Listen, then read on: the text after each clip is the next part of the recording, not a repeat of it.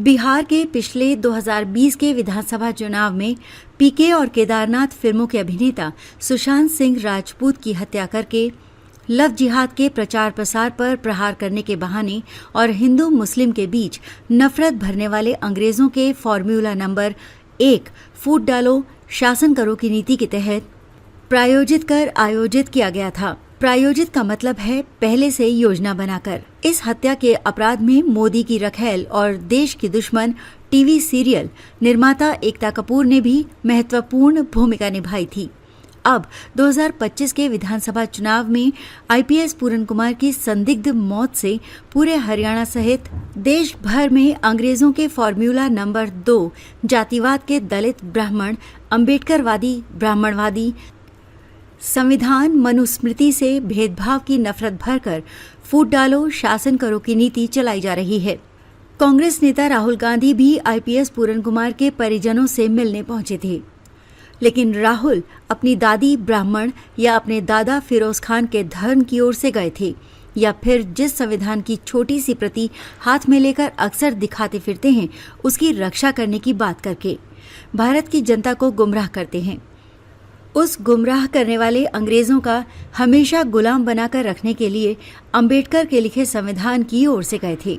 अकेले भाजपा के नरेंद्र मोदी और उनके संगठन राष्ट्रीय स्वयंसेवक संघ के पास ही केवल इन दोनों अंग्रेजों के फॉर्मूलों हिंदू मुस्लिम और जातिवाद का ठेका है, ऐसा नहीं है। 15 अगस्त 1947 के पहले से पंडित जवाहरलाल नेहरू सहित महात्मा गांधी, भीमराव अंबेडकर सहित तमाम कांग्रेसियों को इसका ठेका अंग्रेजों ने ही दिया था। अंग्रेज A.O. ह्यूम ने इसलिए ही तो कांग्रेस को पैदा किया था, जिसे कांग्रेस का संस्थापक माना जाता है। कांग्रेस ने राष्ट्रीय स्वयंसेवक संघ को पैदा किया या स्थापित किया और राष्ट्रीय स्वयंसेवक संघ ने भाजपा को पैदा किया या स्थापित किया। इसलिए तो अंग्रेजों, कांग्रेसियों, संघियों और भाजपाइयों का वैचारिक डीएनए एक ही है, और यदि डीएनए टेस्ट होगा तो भारत की जनता के सामने इतिहास का सबसे बड़ा सच सामने आ जाएगा। इससे पहले 1952 से 2020 तक एंग्लो इंडियन लोकसभा में केंद्र सरकार और राष्ट्रपति की औपचारिकता से चुनकर नियुक्त किए जाते थे। एंग्लो इंडियन वो बच्चे कहलाते थे जिनकी माता भारतीय हो और पिता ब्रिटेन देश का अंग्रेज। अब इस बात से भारत की जनता को ये तो समझ आ ही गया होगा कि भारत 15 अगस्त 1947 के बाद भी आज़ाद नहीं हुआ था। नहीं तो इस तरह का कानून क्यों भारत के संविधान में भीमराव अंबेडकर द्वारा बनाया जाता। लोकसभा में अब एंग्लो इंडियन सदस्यों के नियुक्त या मनोनयन का प्रावधान समाप्त कर दिया गया है। ये व्यवस्था संविधान के 104वें संशोधन अधिनियम 2019 के तहत 25 जनवरी 2020 से प्रभावी रूप से समाप्त कर दी गई है। इससे पहले राष्ट्रपति केंद्र सरकार की सिफारिश पर अनुच्छेद 331 के तहत एंग्लो इंडियन समुदाय के अधिकतम 2 सदस्यों को मनोनीत करते थे।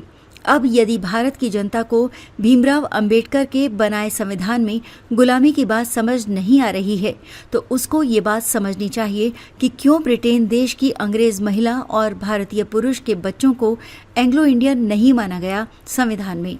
क्यों भारत के संविधान में भीमराव अंबेडकर ने इस कानून में अनुच्छेद 331 में ऐसे बच्चों को शामिल नहीं किया।